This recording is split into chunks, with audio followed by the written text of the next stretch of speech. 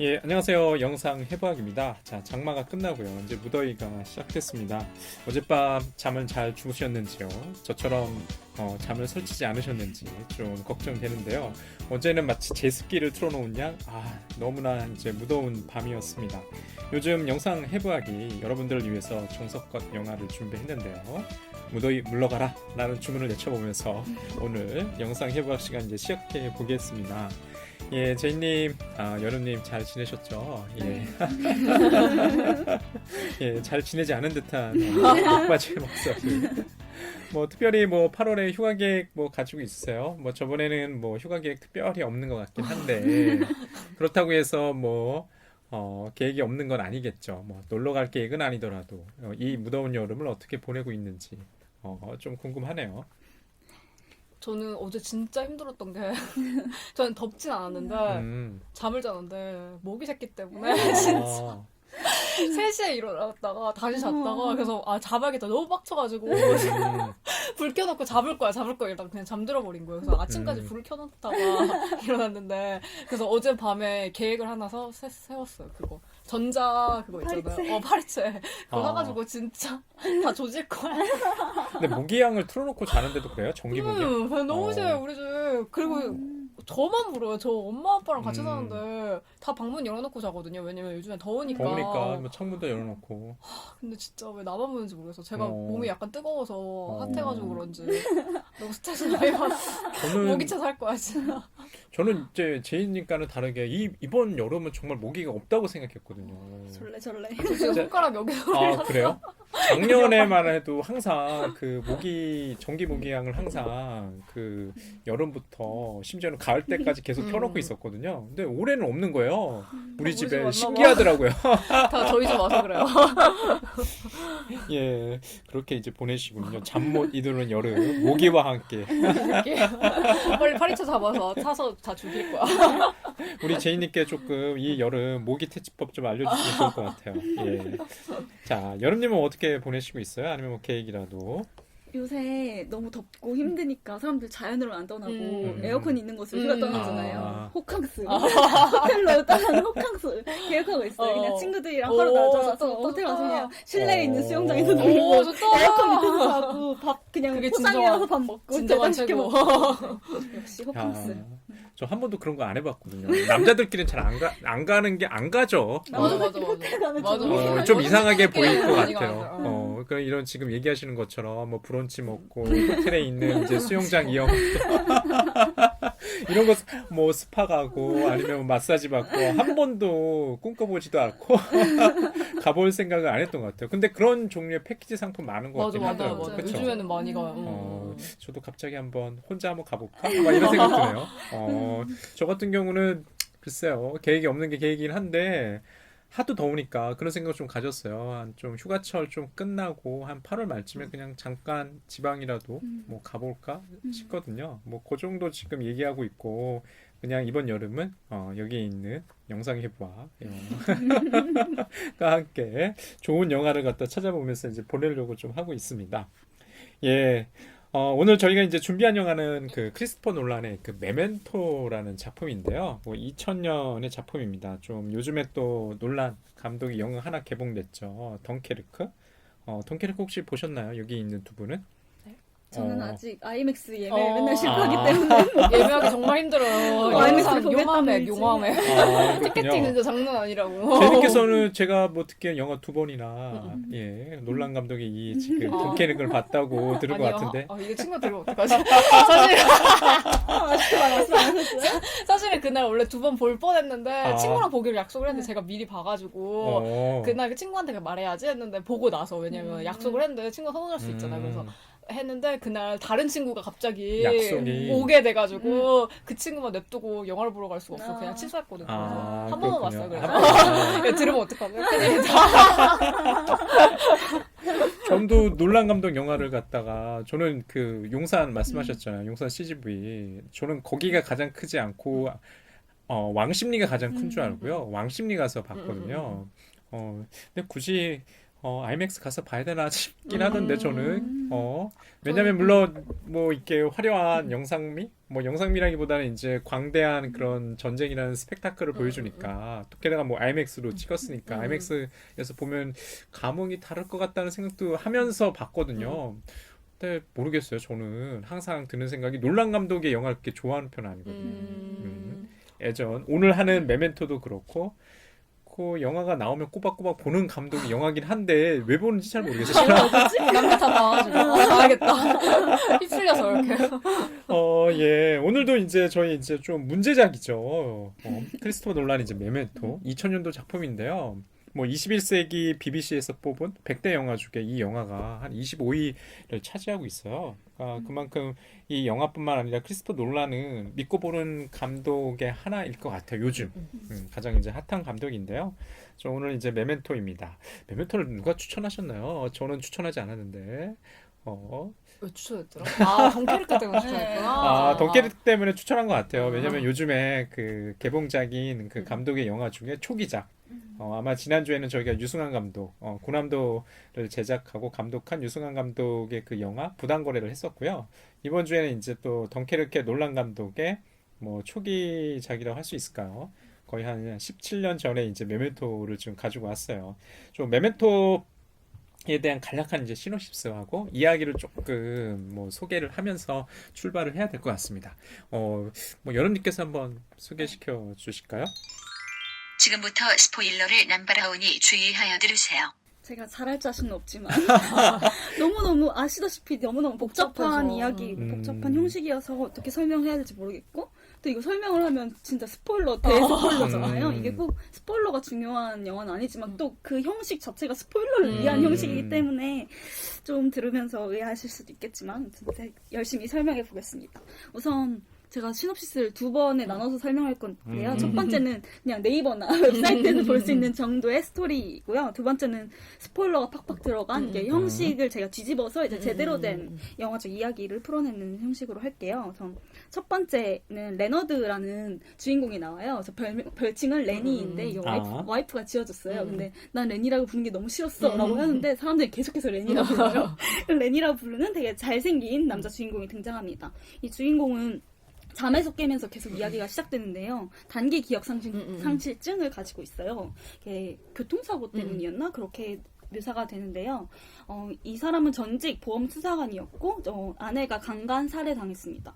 그리고 그 이후에 자신의 정신적인 충격으로 인해서 10분 남짓의 단기 기억상실증에 걸려서 계속해서 자신이 어디에 있는지 또 까먹고 이야기를 하다가 내가 무슨 이야기를 하고 있었지? 근데 저도 자주 그러긴 하는데 자꾸 그런 식으로 까먹을 정도로 심각한 기억상실증을 가지고 있어요. 근데 이 아내의 강간 살해범인 범인이 존 쥐라는 증거물만 있고 여러 수사 기록이 있는데 수사 기록이 12페이지나 없어요. 그래서 이건 경찰이 공모하고 있다라고 막 자기 혼자 음모론을 펼치면서 자신이 존지를 직접 찾아가서 복수해야 된다라는 그 신념만으로 그것만으로 버티고 있는 사람이에요. 그리고 이 사람은 기억을 잃었기 때문에 끊임없이 메모를 하고 또 자기 몸에 문신을 하고 또 사진을 찍고 이걸 되게 강박적으로 하는 사람인데요. 이 주변에 테디라는 인물과 나탈리라는 여인이 있습니다. 그냥 이 인물에 대한 사전 정보가 전혀 영화에서 등장하지 않기 때문에 저희도 영화를 보면서 이 인물들에 대해서 파악할 수밖에 없는데요. 테디는 그냥 레니를 돕는 그냥 하나의 조력자인 좀 오래된 친구처럼 등장을 해요. 그리고 나탈리는 관계가 얼마나 깊은지는 모르겠지만 그냥 그 메모에 적혀있는 바에 따르면 애인을 잃었다. 그리고 동정심 때문에 자신을 돕는 여자다라는 정도의 메모만 되어 있습니다. 그래서 레니는 계속해서 기억을 까먹지만 그 메모를 통해서 나탈리와 테디한테 기대서 존지를 찾으려고 하는데요. 문제는 나탈리의 메모에도 그리고 또 나탈리는 메모가 없고 테디의 메모에는 그의 거짓말을 믿지 말라라고 적혀있고 나탈리는 계속해서 테디를 믿지 말라라고 얘기를 하는데 또 반면에 테디도 나탈리는 자꾸 널 이용하는 거다 하지 말라라고 해서 이런 국면에서 내가 어떻게 범인을 찾을 것인가라는 스토리로 이야기를 끌어갑니다. 저희도 누가 범인이고 누가 거짓말을 하고 있고 누가 돕고 있는지 전혀 알 수가 없는데 이게 이야기가 진행되면서 알 수 있어요. 근데 이 영화의 특징이 흑백과 컬러의 교차인데요. 지금 말한 이야기들은 거의 다 컬러로 진행되는 이야기인데 다 역순으로 진행이 되기 때문에 조금 보실 때 많이 혼란을 겪으실 수 있어요. 근데 중요한 점은 이 흑백 에피소드인데요. 이 흑백 에피소드가 나중에 컬러 에피소드랑 갑자기 마지막에 겹치게 되면서 이 이야기가 국면이 풀려나가게 돼요. 근데 알고 보니 보험 조사관이었던 레니가 그 보험상 뭐라 해야 되지? 고객이라고 해야 되나? 그 세미라는 단기 기억 상실증을 잃은 환자에 대한 이야기를 통화를 통해서 털어놓으면서 그 장면들이 등장을 하게 되거든요. 그 이야기를 털어놓는 건 자신의 단기 기억 상실증을 증명하기 위해서 형사에게 자신을 고백하면서 나오게 돼요. 이 에피소드가 굉장히 중요한데요. 이 에피소드는 세미라는 남성이 교통사고로 인해서 단기 기억 상실증에 걸렸고 세미 부인이 당뇨병 환자예요. 근데 이 보험조사관은 돈을 덜 줘야 되는 입장이잖아요. 그래서 이 병을 계속 의심해야 하는 상황에 처해 있습니다. 그래서 세미를 어쩔 수 없이 계속해서 추궁을 하게 되죠. 레니는 거짓말을 하는 것일 거라면서 여러 실험을 통해서 결국엔 이것이 거짓말이다라고 낙인을 찍고 보험금을 이제 끊어버려요. 그래서 이 집안은 이제 돈이 없고 궁핍한 그런 상황에 처해 있는데 문제는 세미 부인이 세미 그 남편의 단기 기억 상실증을 믿고 당연히 사랑하기 때문에 의지하고 막 이렇게 보살펴줬지만 이 보험 조사관에 의해서 결과가 나와버림으로써 이 부인이 그 쌤이 남편의 병을 의심하기 시작하는 거예요. 그래서 이 사람이 거짓말을 하고 있는 건가? 이 사람이 괜히 이렇게 사기를 치고 있는 건가? 라는 생각을 하게 되는데 나중에 갑자기 세미 부인이 찾아와요. 그래서 레니한테 당신이 보험조사관이 아니라면 이 남편의 병을 어떻게 설명했을 것인가? 라고 물어보는데 이 사람이 그러면 이 병은 사실 맞다 라고 레니가 얘기를 하면서 자기는 그냥 세미 부인이 원하는 대로 말해줬을 뿐이지 이런 결과가 나올 줄 몰랐다 라고 얘기를 해요. 근데 세미 부인은 그걸 듣고 고맙다 하고 돌아가는데 이게 거짓말인지 아닌지 확인하기 위해서 평소에 인슐린 주사를 맞는데 단기 기억상실증이 있으면 이걸 놓고도 까먹잖아요. 남편이 넣어주는데 실험을 하는 거예요. 10분에 한 번씩 놔줘 했는데 남편이 계속 까먹고 주사를 계속 놔주는 거예요. 그래서 결국엔 세미 부인이 죽음에 처하게 됩니다. 그리고 이 일이 굉장히 충격적이었고 이런 일까지 있었기 때문에 나는 그걸 지켜봤기 때문에 내 병은 이게 맞아 확실해 라고 형사에게 얘기를 하는데 결국에 밝혀지는 것은 이건 세미와 세미 부인의 이야기가 아니라 세미는 그냥 그런 단기 기억 상실증이 있었다고 하는 사기꾼이었을 뿐이고 이 일화는 레니와 레니 부인의 이야기였습니다. 레니 부인 같은 경우에는 강간을 당했지만 살해당하지 않았고 그 이후에 살아남았어요. 그 이후에 레니는 기억상실증에 걸리게 되었고 이 이야기를 약간 미화시키고 자신이 부인을 죽였다는 죄책감으로부터 벗어나기 위해서 세미와 세미 부인의 에피소드를 자기가 스스로 만들어내면서 창란증에 빠지게 되고 이런 상황에 처하게 되고요. 계속해서 존 쥐라는 범인을 쫓는 것도 뭔가 자신의 삶의 욕구, 삶의 의욕을 찾기 위해서 뭔가 동기를 만들어 나가는 그런 과정이에요. 이렇게 복잡한 형식으로 두 가지 에피소드가 중첩되면서 이야기가 진행됩니다. 아, 이게 여러분께서 열심히 그래도 이해 못하실 것 같아요. 설명해 주셨는데 되게 잘했는데.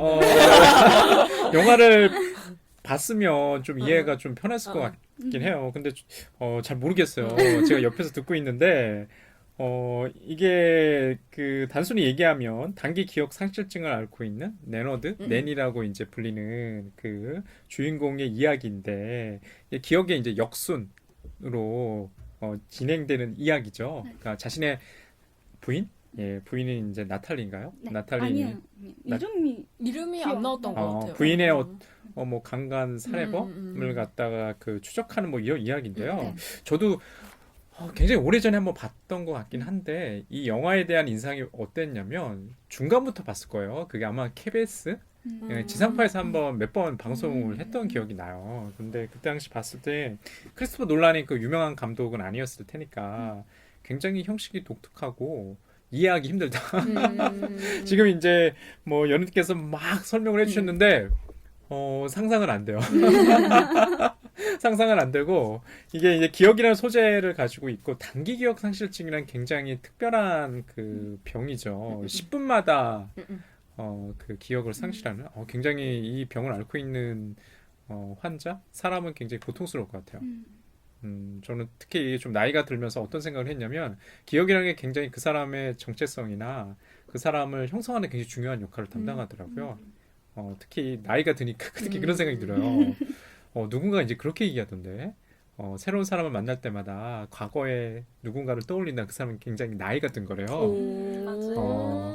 그러니까 어떤 사람을 만나면 계속 새로 오면 그 사람은 이제 굉장히 젊은 사람이라고 얘기하더라고요. 정말 이제 그렇다는 생각을 좀 한 거 같다 있거든요. 며칠 새롭게 A라는 사람 만났는데 과거에 이제 B라는 사람을 떠올린다면 그 사람이 그만큼 이제 시간의 경험과 그런 것들이 남아있다는 얘기죠. 그러니까 이게 이제 좀 그렇게 좀 얘기를 좀 풀어가고 싶어요. 일단은 이야기 정확하게 그 이 청취자 여러분들한테 전달됐는지 좀 미지수예요.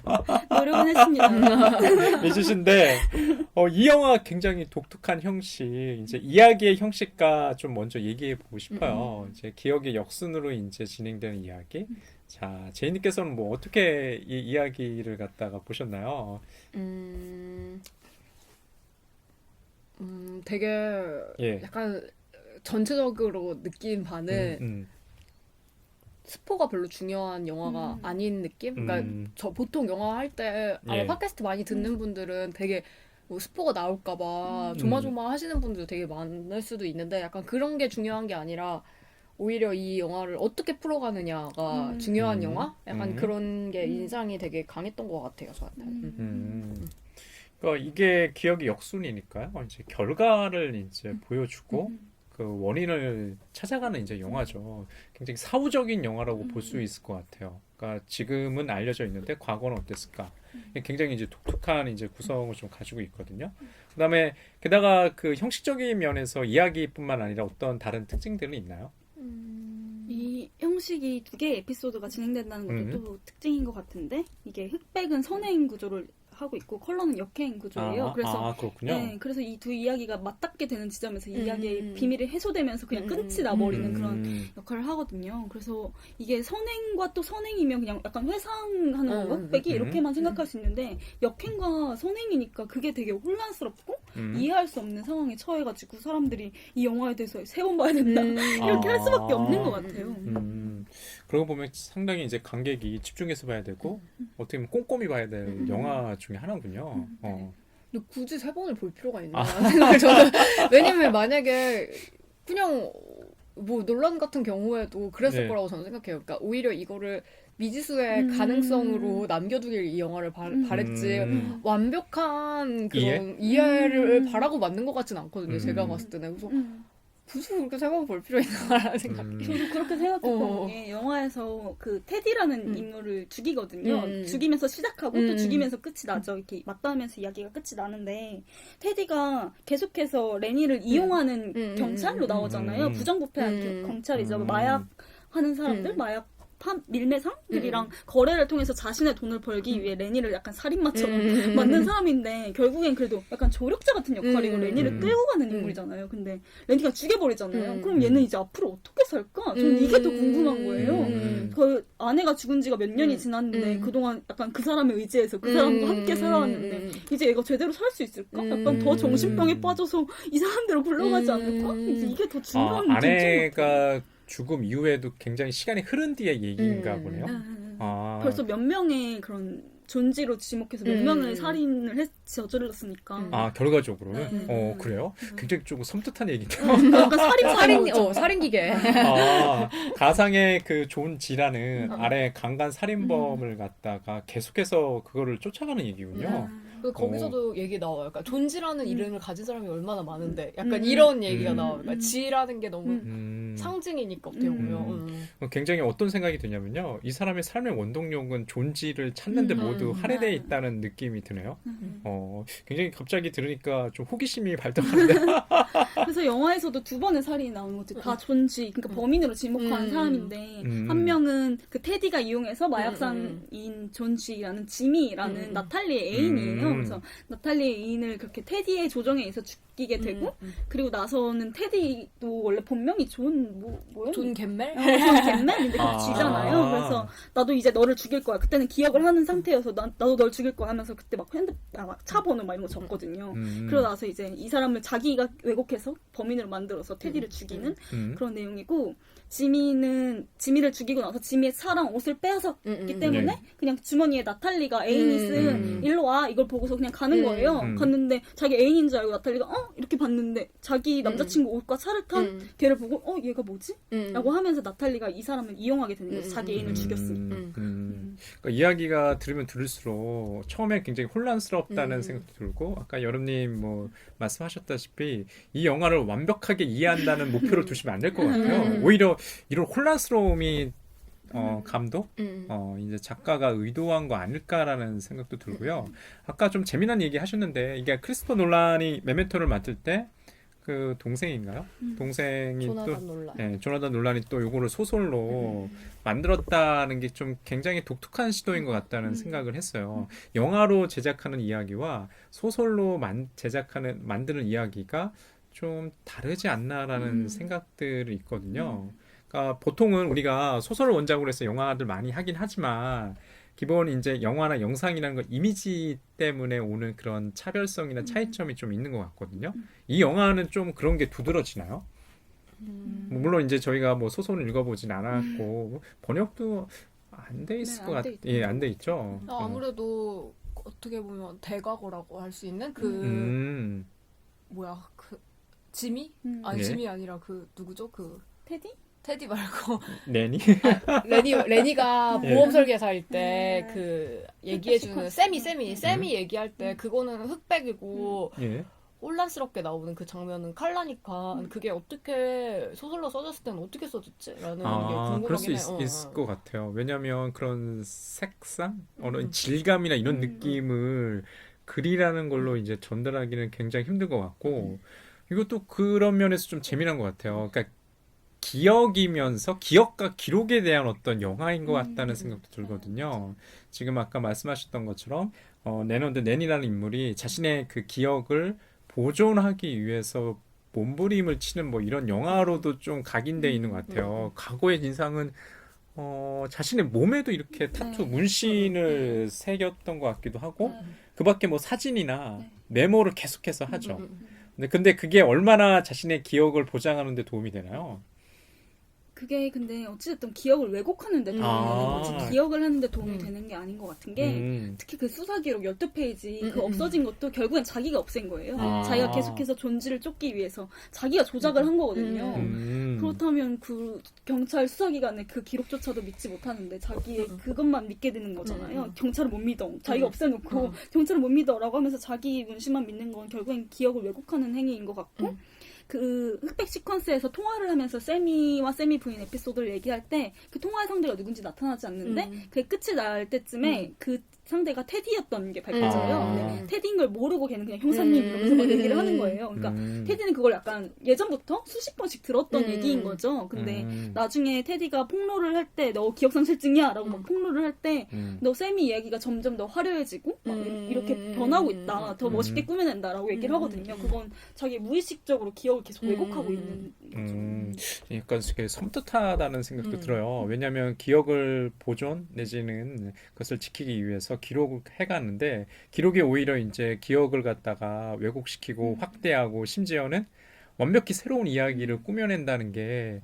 굉장히 영화적인 소재이면서 영화적인 이야기로 잘 풀어냈다는 이런 느낌들이 좀 있는 것 같아요. 근데 논란은 굉장히 독특한 형식을 많이 이렇게 시도한다는 느낌이 있어요. 이야기적 소재도 그렇고요. 요즘에 이제 개봉된 뭐 덩케르크도 일종의 뭐랄까 뭐 다큐멘터리적인 느낌이 있고요. 그 이전에 뭐 다른 뭐 다크나이트 시리즈나 아니면은 뭐 인터스텔라나 뭐 이런 것들이 뭐 좀 굉장히 새로운 시도를 많이 한다는 느낌도 있고 좀 기억에 집착한다는 저것도 있네요. 왜냐하면 덩케르크도 어떤 역사라는 거니까요. 저는 왜 이렇게 이제 기억이 중요할까 이 감독한테 왜 그런가요? 이 사람 또 독특하게 필름으로만 작업하잖아요. 예, 어떤 망각에 대한 어떤 저항. 오히려 보면은 영화는 새롭게 모든 것들을 갖다가 만든다는 것들이 있는 것 같아요. 예전에 제가 어디 찾아보니까 다큐멘터리의 이제 어원을 찾아보니까요. 일종의 이제 기록이라는 게 참 거짓과 진위와 이제 결부가 되잖아요. 그게 새롭게 이제 창과 거짓이라는 진리 개념이 이렇게 부과가 된 게 19세기 말부터 캐릭터에 부과가 됐다고 그렇게 들은 것 같아요. 그러니까 단순히 기록이라고 해서 참인 건 아니잖아요. 뭐 역사를 왜곡할 수도 있는 거니까. 그렇게 이 지금 영화 속에서 보면은 굉장히 그런 좀 무거운 질문도 좀 던지는 것 같다는 생각도 들고 좀 그러네요. 저는 여행 가면 사진 찍는 거 별로, 그러니까 좋아하긴 하는데 약간 좀 아쉬운 점이 그런 것 같아요. 그 사진 속에 있는 프레임으로 그 여행을 기억하는 듯한 느낌? 그러니까 실제로는 그렇지 않은데 뭐 예를 들어서 사진 찍을 때 필터를 끼고 하면 뭐 노란색 필터 꼈다 그러면 그때 막 날씨가 되게 좋았잖아. 이러면서 약간 기억의 왜곡에 대한 기록이라고 해야 되나? 그런 게 돼가지고 저는 이 영화 보면서 그런 게 생각이 많이 나더라고요. 그러니까 나 역시 그러니까 되게 사소하지만 그렇게 살지 않았나? 라는 생각이 들었는데 근데 항상 이 논란이 그런 얘기 많이 하잖아요. 그러니까 과거나 꿈 막 이런 얘기를 많이 하는데 논란이 프리스턴 대학교인가? 거기서 졸업 연설을 했었대요. 근데 거기서 꿈을 쫓지 말고 현실에 집중하라 라고 말을 했다는 거예요. 그러니까 그게 나쁜 뜻으로 뭐 꿈 찾지 마세요 이게 아니라 우리는 어찌됐든 지금 현재에 살고 있기 때문에 현실에 더 집중해야 될 필요가 있다라고 말을 하면서 그렇게 졸업 연설을 했다는 거예요. 근데 그런 거 보면 이 영화도 기억이 중요한 것도 아니고 기록이 중요한 것도 아니고 중요한 건 그럼 뭐지 했을 때 현재밖에 없잖아요. 지금 내가 지금 살아가고 있는 레니의 아까 여름님이 말한 것처럼 이제 테디도 없고 레니는 어떻게 살아가지? 라는 그 레니의 현재가 이제 어떻게 될 것인가 라는 의문을 이렇게 딱 던지면서 끝나는 거 보면서 되게 이 사람의 기억에 대한 집착을 하긴 하지만 뭔가 그 집착이 현재를 위한 집착 같다는 생각이 많이 드는 것 같아요. 근데 지금 듣고 보니까, 그러니까 논란이 감독한 영화들의 그 결말을 생각해 보면 항상 열린 결말이라는 느낌이 있어요. 아직 이야기가 완전히 종결된 게 아니라 지금까지의 어떤 이야기를 들려줬고 다음 이야기는 너희들의 상상에 맡길게 이런 식인 것 같아요. 덩케르크도 사실 그런 느낌이었거든요. 그러니까 덩케르크에서 철수했지만 전쟁이 끝난 건 아니잖아요. 그리고 제가 알기로는 2차 세계대전 당시에 연합군이 수세에 몰리던 이제 초반에 이제 그런 이야기거든요. 거기서 연합군이 어느 정도 재정비한 다음에 이제 반격을 가하는 그 다음 이야기니까 흔히 얘기하는 그 덩케르크에서 영국 본토로 귀환한 그 군인들이 그냥 집으로 갔진 않았을 거 아니에요. 다시 또 전쟁터로 또 내몰렸겠죠. 이렇게 생각해 보면 지금 이 영화도 마지막에 내니에 대한 결말을 확실하게 보여주지 않는 것 같아요. 이게 엔딩이라는 느낌이 없다는 생각이 들어요. 지금 이제 말씀하시는 것들 보니까 갑자기 이제 크리스토 놀란이 프린스턴에서 뭐 대학 졸업해서 연설했다는 것도 왜 현재에 충실하라고 했을까? 우리는 보통 꿈을 쫓으라고 이렇게 얘기하는 경우가 많잖아요. 미래에 대해서. 근데 미래는 아직 도래하지도 않은 미래에 대해서 지금 걱정하기보다는 지금 당장 네가 할 수 있는 것을 해라. 이런 메시지처럼 들려서 본인의 뭐 생각이나 이런 영화도 좀 이렇게 좀 맞닿아 있지 않나 이런 생각이 좀 드네요. 그게 이 영화가 특이한 점이 기억을 미화시키는 그런 느낌이 없는 것 같아요. 보통 다른 영화 보면 막 계속 과거 회상하고 이런 거 다 미화시키고 저희 마담 프로스트의 비밀 정원 할 때도 그래, 필터 맞아요. 네, 그게 되게 슬픈 사실이잖아요. 부모님이 죽었다는 걸 이렇게 회상하는 건데도 불구하고 계속해서 미화되는 형식으로 나오는데 여기서는 기억의 왜곡을 계속 폭로하면서 이건 기억이 쓸모없는 거야, 무용한 거야 이렇게 막 강조하는 그런 느낌?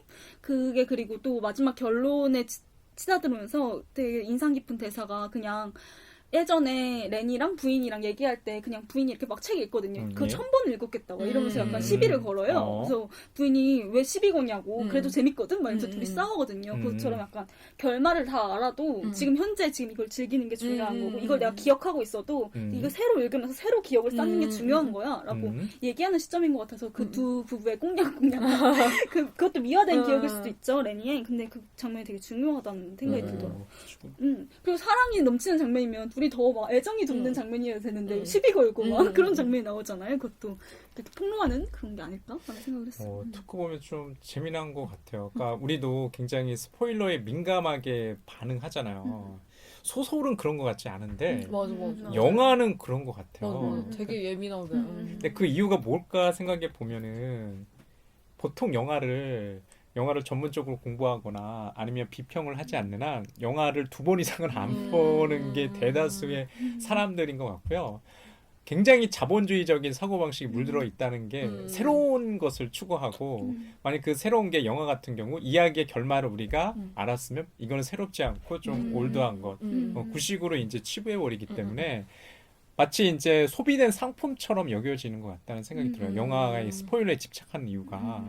그래서 그런 면에서 저는 좀 놀란 감독 지금 얘기하다 보니까 놀란 감독의 영화가 굳이 결말이 중요하지 않다는 생각이 막 들거든요.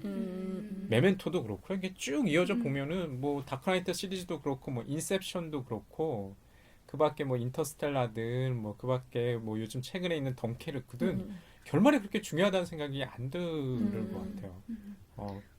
이 메멘토가 나온 시기에 되게 반전 영화가 유행해요. 맞아, 그게 맞아, 반전 맞아. 영화라는 용어 자체가 생긴 때가 이때쯤이에요. 그래서 막 그게 이제 좀 용어가 네, 만들어져 있는 2000년대 초반 막 식스센스, 유주얼 서스펜스 막 이런 거 나올 때 근데 다른 그 두 영화는 진짜 아직까지도 막 말하지 말라고 맞아. 막 이미 고정이 됐는데도 막 아무도 안 돼. 결명이야 이거 말하지 말라고 이렇게 하는데 메멘토는 아니잖아요. 이게 약간 반전 영화의 형식을 띠지만 결코 반전이 전부가 아닌 듯한 그런 느낌이어서 다른 반전 영화랑 차이를 보이는 것 같아요. 그렇게 뽑아야 되는 영화 25위에 들었겠죠. 그렇군요. 뭐, 그 밖에 뭐 이게 상징적인 것들이 많이 등장한다는 생각도 드는데요. 뭐, 특별히 좀 주목하고 싶은, 미장센 내지는 뭐 이런 것들 장면들 있으세요? 저는 문신? 문신, 타투. 그 영화 시작이 그 폴라로이드인데 보통 예. 이렇게 빨리빨리 사진 보려고 이렇게 하잖아요. 근데 그게 아. 사진이 처음에는 빨리 보려고 이렇게 흔드는 것 같은데 알고 봤더니 점점 흐려지는 장면이 나오고 그리고 카메라를 찍는 게 아니라 카메라 필름이 다시 들어가고 이런 식으로 거꾸로 완전히 돌리는 장면이 나오거든요. 예. 근데 그거랑 또 문신도 보면 존지를 죽여라. 뭔가 그게 되게 중요한 문신이잖아요. 근데 그것도 거울에서 봐야지만 그게 인지가 되고 그리고 자기 배에 이렇게 써 있는 문신 같은 경우도 다 이렇게 위에서 봐야 되는 거꾸로 봐야만 볼 수 있는 문신들.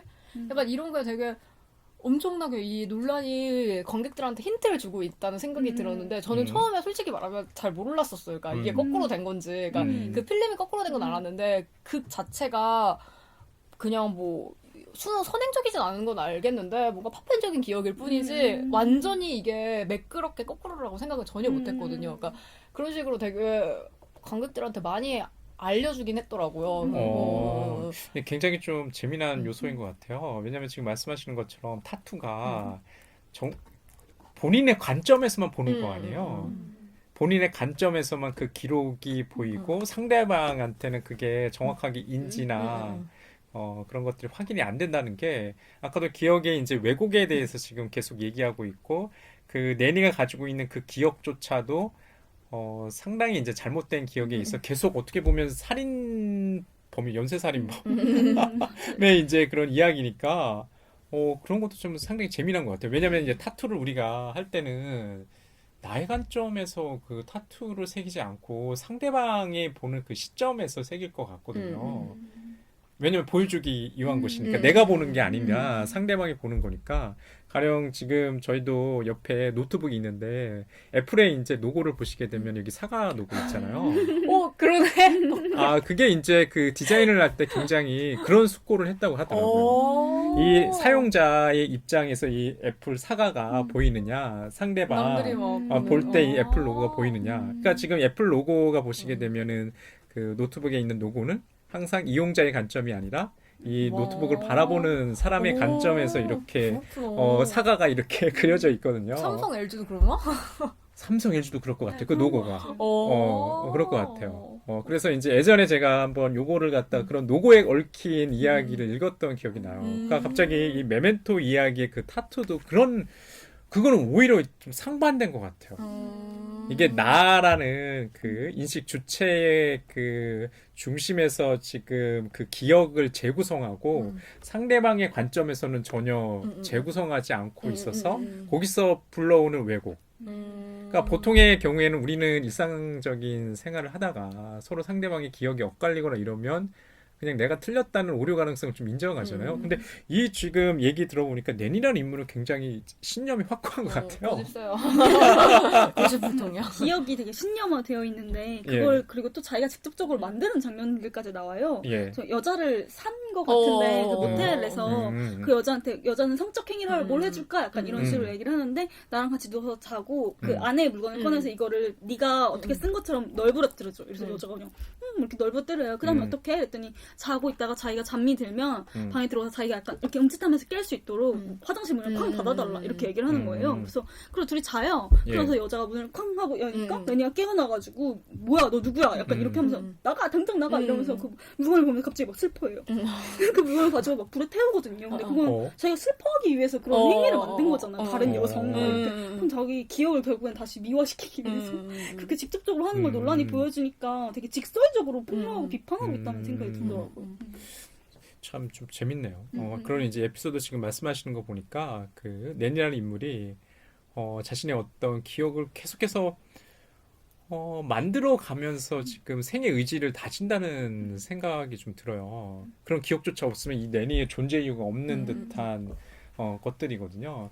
그래서 그렇게 아까 존 지나 아내의 기억에 집착한다는 느낌도 있고 어떻게 보면 이 사람이 생전에 아내와 어떤 관계에 있을지 잘 모르겠는데 뭐 행복해서 그렇게 기억하는 걸까요? 실제로 안 행복했을 수도 있을 것 같아요. 그런 거. 그러니까 이 영화 속에서 특별히 가족은 등장하지 않죠. 오히려 이제 그 아내와의 관계, 다른 뭐 친구나 이런 인물도 등장하지 않죠. 이런 것도 굉장히 좀 재밌네요. 전 재밌었던 장면이 그 나탈리가 레니를 이용해가지고 자기랑 자기 남자친구를 위협했던 마약상 예. 지미라는 도드라는 애를 처치해달라고 이렇게 하거든요. 그래가지고 걔를 어쨌든 데려와가지고 걔를 막 패요. 그래서 화장실에 가둬 놓고 잠이 잠깐 든 거예요. 그래서 깨어나가지고 화장실 문을 열었는데 걔가 너 누구야? 누가 너 이렇게 했어? 약간 이렇게 하는 거예요. 그래서 네가 그랬잖아. 이렇게 그거 막 당황해가지고 어떡하지 이러다가 결국엔 처단해야 되는데 그냥 풀어주거든요. 약간 그런 아이러니가 나오는 게 너무 웃겼어요. 어이가 없어. 그러면 이 지금 설정이 낸이라는 인물이 갖고 있는 단기 기억 살증이 딱 10분의 기억만이 지속된다는 그런 설정이죠. 근데 그게 명확하게 나오진 않아요. 그렇게 명확하게 이게 10분이 이제 지속 시간이 기억의 지속 시간이 뭐 1시간이 이제 그런 건 안 나오는군요. 그러니까 아까도 그런 얘기 하셨던 것 같아요. 이게 무한 루프와 같은 그런 형식을 가지는 게 아니라 아까 뭐 여름님, 제이님께서 조금 이 방송 전에 그런 얘기를 잠깐 주고받았는데 이게 U자요? U를 눕혀놓은 듯한 말바꿈 같은 그런 형태의 이제 서사, 시간적인 흐름을 가지고 있다고 그렇게 말씀하셨던 것 같아요. 그래서 오히려 주인공이 레너드가 아니라 예. 테디, 그러니까 레너드를 이용하는 테디와 맞아요. 나탈리. 맞아요. 그러니까 왜냐면 그들로부터 이야기가 분출되는 듯한 느낌이 드니까 그들을 시작으로 해가지고 이 U자로 이렇게 다시 돌아오는 듯한 느낌? 그리고 그거를 잘라낸 거는 레너드인 것 같아요. 그러니까 원래는 루프였는데 예. 이거를 일부를 도려낸 게 예. 마치 레너드인 것처럼 약간 주인공이 레너드인 건 맞은데 뭔가 이야기의 중심에는 테디와 나탈리가 주인공이지 않나라는 생각이 드는 것 같아요. 그건 맞는 것 같아요. 왜냐면 레니는 계속 뭐 내가 어디지? 이런 얘기밖에 안 하고 아무것도 모르니까. 내가 어디지? 내가 뭘 하고 있는 거지? 막 약간 이런 얘기밖에 안 하고 계속 안 해 이런 얘기밖에 안 하는데 결국 얘를 계속 추동시키는 건 테디랑 나탈리잖아. 서로 이용해 먹으려고 서로를 나탈리는 테디를 공격하길 원하는 거고 테디는 이로부터 도피하길 원하는 거여서 서로 그걸 그냥 이용해 먹는. 그래서 약간 이야기의 정점을 약간 찍는 느낌도 다 테디의 폭로 그리고 나탈리가 걔를 이용해 먹는 거 직접적으로 나오거든요. 몇 주 전에 막 침 뱉는 장면 이걸 먹나 안 먹나 확인하는 거예요. 단기 기억 상실증인지 아닌지. 그런 장면이랑 나중에 싸우는 장면도 되게 인상 깊었던 게 나탈리 집에서 레니가 살게 됐는데 둘이 막 너 그런 단기 기억 상실증 네 기억도 막 왜곡된 거야 말하면서 아내 욕을 막 해요. 예. 그러고 나서 나탈리가 넌 까먹게 될걸? 이렇게 하고 막 레니가 막 때리는데 그래서 나탈리가 나가요. 근데 이걸 막 기록해요. 나탈리가 나쁜 년인 걸 빨리 적어야 돼서 펜을 찾는데 나탈리가 펜을 숨겨가지고 못 찾아요. 그러면서 나탈리가 밖에서 이렇게 지켜보고 있다가 창문을 열고 문을 탁 여니까 이게 소리 충격 때문에 딱 집중력이 깨지면 기억이 리셋되거든요. 그래가지고 너 왜 그래? 너 누가 때렸어? 약간 이렇게 된 거예요. 그것처럼 약간 그 둘이 이용해 먹는 그게 약간 극을 이렇게 이끌어가는 그런 재미가 있는 것 같아요. 이게 참 좀 재밌나. 이게 주인공과 보통 갈등 관계를 맺고 있는 그 적대자가 등장해야 우리가 흔히 생각하는 것처럼 서사의 동력이 발생한다고 생각하는데 아까 제이님께서 되게 재미나게 설명하셨는데 이게 누프를 갖다 무한 누프가 될 만한 것들을 끊어준다라는 게 이제 오히려 단기기형 살식제를 가지고 있는 주인공 낸이 오히려 이 영화 이렇게 보면 어떨까 또 싶어요. 아까 말씀하셨던 것처럼 낸이를 이용하고 있는 나탈리와 테리의 관점에서 이 영화를 보면 어떨까? 라는 생각도 좀 들거든요. 그 생각이면 영화가 전혀 좀 달리 보이지 않을까라는 생각 들어요. 게다가 이제 제가 아까 얘기를 들으니까 이 영화가 굉장히 촬영 기간이 짧았다고 좀 얘기를 들었던 것 같아요. 한 며칠 정도의 25일? 25일 한 3주, 4주 정도의 이 이야기를 갖다가 영화를 갖다가 만들었으면 굉장하네요. 예, 우리 뭐 그 이전에 뭐 많은 뭐 기획과 뭐 이런 것들 단계를 거치긴 했지만 보통 이제 그렇게 영화를 빨리 찍을 수도 있구나. 근데 완성도도 굉장히 높은 것 같다는 생각이 들어요. 이 첫 번째 논란 장편 작품 미행이라고 저희 옛날에 학교에서 보라고 해서 봤던 기억이 그래요? 있거든요. 근데 그것도 주말마다 그 동생 조나단 논란이랑 주말마다 시간 짬돼가지고 찍었다는 거예요. 대단하지 않아요? 저는 그 얘기를 듣고 되게 감동받았어요. 아니 이렇게도 영화를 찍을 수 있구나. 그러니까 매주 뭐 일요일마다 만나가지고 영화 조금 찍고 헤어지고 이제 각자 일하다가 또 일요일날 만나가지고 영화 찍고 이랬다는 거예요. 원래 그 논란이 원래 영화 전공자였나요? 아니면 뭐 다른 뭐 전공 내지는 일을 하다가 이렇게 정한가요? 모르겠어요. 그것까지는 전공했던 것 같은데. 그래요? 갑자기 그 일주일마다 만나가지고 정기적으로 일정한 기간마다 영화 작업을 했다니까 생각나는 영화가 있거든요. 예전에 보이우드라고 12년 동안 그 주인공이 이제 그 소년의 성장을 담은 그 이야기 그때 굉장히 좀 특이했던 기억이 있어요. 진짜 좋아했어. 12년 동안 매년 일정한 기간마다 스태프와 배우가 만나서 감독이 만나서 12년 동안 영화를 찍을 수 있는 그런 제작자의 어떤 뭐 뚝심이라고 할까 제작자가 망하지 않고 12년 동안 이 영화를 만들 수 있는 그런 능력 게다가 배우들도 참 대단하다고 생각을 했거든요. 제가 기억하기로는 그 영화에 어머니 역할을 맡았던 그 여배우가 아카데미상에 이제 여조연상을 받았던 기억이 있어요. 저 그 배우 되게 좋아요. 그래요? 그 배우가 나왔던 미드를 되게 좋아해요. 그래요? 미디엄이라고. 패트리샤 누구죠? 맞아. 아케이드인가요? 이름이 생각나. 패트리샤밖에 기억이 안 나. 예. 근데 굉장히 이제 아버지도 굉장히 유명한 배우고 에단. 페르소나. 예. 그랬던 기억이 나가지고 갑자기 이제 크리스토퍼 놀란이 일주일마다 자기 동생과 영화 작업을 그렇게 했다고 하니까 영화라는 게 단순히 우리 이제 비용 이런 걸 굉장히 많이 들어간다고 생각하기 쉬운데 요즘 뭐 디지털 미디어가 워낙 잘 돼 있으니까 근데 메멘토도 100억 들었잖아요. 이것도 100억이에요? 미국에서는 그 독립영화 독립영화. 수준이긴 한데 아무튼 많이 들었대요. 우리나라에서는 메이저인데 뭐 워낙 이제 그 영국이나 미국 같은 시장은 꼭 그 자국 시장만 보는 게 아니라 세계를 대상으로 하니까 그 정도면은 뭐 정말 저예산 영화라고 볼 수 있을 것 같네요. 그래서 처음에는 다 독립영화제에만 출품해가지고 이런 상을 받는데 입소문 때문에 오. 별로 마케팅을 안 했는데 그게 처음엔 그냥 독립영화관에 상영이 되다가 이제 상업영화관에 갔는데 엄청 관객들이 들었다고. 그 그래요? 약간 옳은 예전 독립영화에 우리가 생각하는 옳은 예. 보통 그 논란 영화들이 다 흥행을 하잖아요. 뭐 한국뿐만 아니라 그렇죠. 수익이 거의 3배씩 내던데 그러니까 그 뭐 그래요? 제작비가 아까 100억이라고 말했잖아요. 그러면 메멘토 같은 경우에는 수익이 300억인가 이렇게 나고 거의 덩케르크도 1000억 정도 들었는데 이 아직도 상영 중인데 2000억인가 3000억까지 수준이 나왔고 다 모든 것이 다 흑자였던 것 같아요. 야, 그 제작사 입장에서 굉장히 매력적인 감독이거든요. 왜냐하면 한 200%, 300%의 수익을 갖다 가져줄 수 있는 상품, 상품이란 표현은 좀 그렇긴 한데 그런 게 없죠. 놀란 감독이 왠지 제작할 것 같은 느낌. 왠지 제작만 참여하는 영화도 많고. 그렇군요. 좀 뭐 그럴 것 같긴 해요. 이 정도 역량을 지녔고 어떤 작품이나 어떤 흥행을 갖다가 보장한다면 본인의 제작과 이제 투자를 받아가지고 영화 작업을 할 수 있는 그런 역량이 좀 있을 것 같아요. 아까 지금 뭐 동생 아까 얘기하셨잖아요. 동생과는 계속 시나리오 작업을 계속 같이 하는 것 같은데 영화 그쵸? 네. 인셉션이 아니라 인터스텔라도 그러지 않았나요? 그것도 인셉션도 같이 했을 거예요. 다 같이 했어요? 거의 야. 대부분. 영화 가족이네요. 이제 공교롭게도 저희가 지난주에 했던 부당골에도 유승환과 유승범 이제 영화 가족의 얘기했는데요. 오늘 지금 저희 하고 있는 크리스토퍼 놀란의 메멘토도 형제 예, 형제가 이제 영화 가족이네요. 굉장히 케미가 잘 맞는 감정입니다. 다투지 않고요. 예.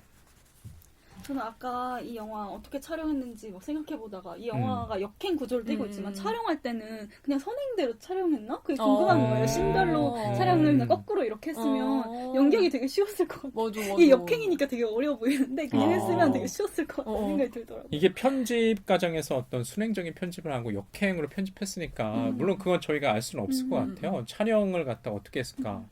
보통은 뭐 어떻게 하나요? 이 영화를 조금이라도 찍어보면 효율적으로 찍기 위해서는 예. 장소로 몰고 아, 시간대 배우들로 몰고 이러는데 저는 두 번째 봤을 때가 이 영화를 저도 옛날에 봤는데 한 고등학교 때쯤 봤나? 그때 보고 기억이 진짜 하나도 안 나는 거예요. 어떻게 된 건지. 그래서 처음에 다시 그래서 이것 때문에 다시 봤는데 정말 내용을 정말 기억을 못했던 게 몰랐어요, 이 내용 자체를. 그래서 이거 준비하면서 이걸로도 너무 부족한데 싶어가지고 어제 그냥 한 번 더 봤거든요. 너무 할 말이 별로 없는 것 같아가지고. 그래서 저도 그 여름 씨처럼 비슷한 생각이 들어가지고 배우들이 연기를 어떻게 하나 궁금한 거예요. 그러니까 마치 우리는 왜냐면 우리 입장에서는 뭐 예를 들어서 나탈리가 얘를 모르는 역할로 나올 텐데 나탈리 씨가 어떻게 연기를 할까 약간 이런 걸 유심하게 봤던 것 같아요. 근데 정말 그냥 모르는 듯이 그러니까 모르는 듯한 눈빛으로 얘기를 하잖아요. 그러니까 그 세미 기록하시는 예.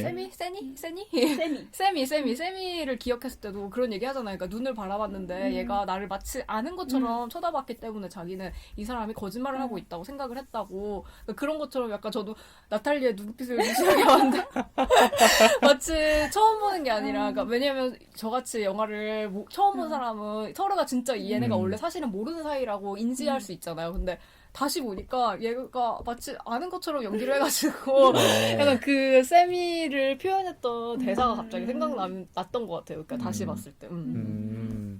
이게 이제 어떤 촬영에 있던 순서? 근데 배우들도 만약에 이런 역순으로 연기를 했던 굉장히 혼란스러웠을 것 같다는 생각이 들어요. 근데 그렇게도 해야지 프로죠. 예. 원래 영화는 보통 순서대로 안 찍으니까. 그럴 것 같아요. 그래서 굉장히 전체적인 시나리오를 딱 받아봤을 때 전체 이야기는 알고 있었을 거 아니에요. 배우들이 자신의 캐릭터를 갖다가 구축하고 연기하기 위해서는. 그런데 이걸 아까도 짧은 제작 기간 중에 압축적으로 이제 연기했다고 했을 때 그런 것까지 좀 이야기 전체를 보고서 연기했을까 이런 생각도 좀 들거든요. 오히려 시나리오가 막 예. 그런 식으로 나왔을 것 같아요. 레너드용 시나리오 이런 식으로 아니면 뭐 나탈리용 이런 식으로 해야지만 배우들이 연기하기 더 왠지 순조로웠을 것 같은? 나 아까도 방송하기 전에 예.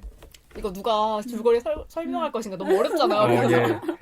저 막 안 하고 여론님이 한다 그래서 한번 나무위키 이런 데는 되게 자세하게 시놉시스가 나왔으니까 볼까 하고 봤는데 그러니까 시놉시스가 보통 다른 데는 그냥 뭐 이런 식으로 얘기가 그냥 선행적으로 이렇게 되어 있는데 여기 같은 경우는 아예 없더라고 시놉시스가. 그리고 레너드 띡띡 뭐 테디 띡띡 이런 식으로 하는 거 보니까 왠지 제가 만약에 감독이었으면 그렇게 했을 것 같아요. 그러니까 이런 식으로 각자 레너드용 시나리오 그렇게 나탈리용 만들었을 것 시나리오, 같아요. 뭐 테리용 시나리오. 그러니까 지금 얘기를 종합하자면 메멘토라는 영화가 이야기를 갖다가 전달하기 굉장히 요약해서 정리하기 힘든 영화인 것 같아요. 아까도 이제 여러분께서 저희 방송 처음에 굉장히 열심히 되게 설명 잘해줬는데 이 영화를 아는 사람으로서는 근데 그 아까 때 듣다 보니까 저도 이제 이 영화를 거의 10여 년 전에 보긴 봤는데 얘기를 들으면서 기억은 잘 안 나고요. 오히려 굉장히 이제 좀 헝클어지는 느낌이 좀 있었어요. 그러니까 영화를 최근에 한 번이라도 보거나 이제 기억나시는 분이라면 이제 그 장면은 그랬지 이렇게 조금 이해를 하면서 그 줄거리를 여러분의 설명을 쫓아가실 수 있었을 것 같은데 저 같은 경우는 계속 길을 잃더라고요. 그게 오히려 이제 아까 초반에 저희 말했던 것처럼 놀란 감독이 의도한 건 그런 거 아니었을까라는 생각이 들어요. 뭔가 되게 강렬한 주제는 아니고 아무튼 메시지를 전달하는 게 강렬한 목표가 아니라 그러니까 뭔가 이야기는 그렇진 않지만 근데 우리가 이 영화를 기억했을 때 잘 기억이 안 나잖아. 예, 저도 기억이 안 그랬거든요. 나요. 예. 무슨 내용인지도 아예 기억이 안 나는 거예요. 그러니까 막 문신하고 이런 거는 생각이 나는데 이야기 자체가 기억이 안 났거든요. 근데 그거를 원했던 것 같아요. 그러니까 논란이 이 영화를 떠올렸을 때 이야기를 기억하는 게 아니라 이 영화 자체가 어떻게 되어 있는지를 기억하기를 바랬던 것 같다는 생각이 그럴 수도 있겠네요. 그러게 보면은 굉장히 논란이 초기에 어떤 실험 작품으로서 훌륭한 역할을 담당할 수 있었던 것 같아요. 이 영화가 뭐 이 영화 전에는 사실 한국에 좀 알려진 감독은 아니었다는 생각이 들거든요. 이 영화부터 좀 주목할 만한 감독으로 이렇게 부상을 하고 뭐 해외뿐만 아니라 한국에서도 꾸준히 믿고 보는 감독의 이런 위상으로 좀 도달한 거 아닐까라는 생각들을 좀 들거든요. 그러고 보면 저같이 좀 영화를 그렇게 열렬하게 뭐 시네마니아나 시네필 정도는 안 되는 사람도 놀란 감독의 영화는 나오면 한번 봐줘야 되지 않을까라는 이제 좀 당이나 의무감이 드니까 좀 그런 생각이 이제 뭐 드네요. 그렇군요. 예, 오늘 이제 계속해서 이제 메멘토 크리스토퍼 놀란의 이제 영화를 가지고 이제 지금 얘기를 쭉 가보고 있는데요. 저희가 이제 초반 방송할 때 좀 많이 걱정을 했어요. 왜냐하면 이제 놀란 감독의 다른 영화도 아니고 메멘토라는 영화가 막상 이제 추천받고 저 같은 경우 이제 오늘 영화를 보고 오지 않았기 때문에 이게 무슨 질문을 던져야 될까라는 것조차 좀 의문이었거든요. 물론 저희가 가지고 있는 형식들은 있죠. 영화에 대한 어떤 시놉시스나 뭐 서사나 이런 것들로부터 뭐 촬영이나 아니면 뭐 미장센이나 이제 편집 내지는 그밖에 뭐 사운드도 뭐 이렇게 얘기하는 순서로 가고 있긴 한데 과연 이 영화를 어떻게 전달할까 내지는 이 영화를 최종적으로는 이제 저희가 볼까 말까 추천할 만한가 본척할까 꼭 봐야 할까 이런 이제 질문을 던져야 되잖아요. 자, 오늘 이제 마지막 이제 판정의 시간이 왔습니다. 이제 조금 질문을 좀 던져봐야 될 것 같아요. 이게 영화를 본척할까 아니면 꼭 봐야 될까? 크리스토퍼 놀란 감독의 이제 메멘토라는 영화. 이 영화를 10번 이상 보셨다는 여름님부터 좀 판정을 좀 내려주세요.